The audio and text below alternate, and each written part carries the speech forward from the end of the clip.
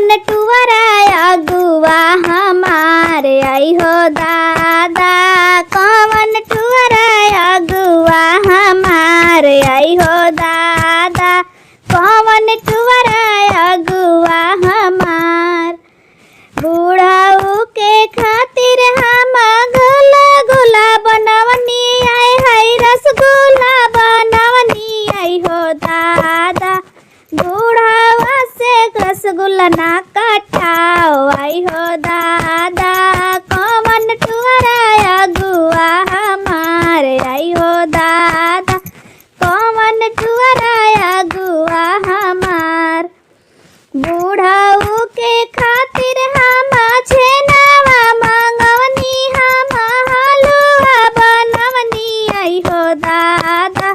बूढ़ाऊ से हलुआ ना घोटाओ आई हो दादा। बूढ़ाऊ से हलुआ ना घोटाओ आई हो दादा। कौन टुवराया गुआ हमारे आई हो दादा। कौन टुवराया गुआ हमारे आई हो दादा। कौन टुवराया गुआ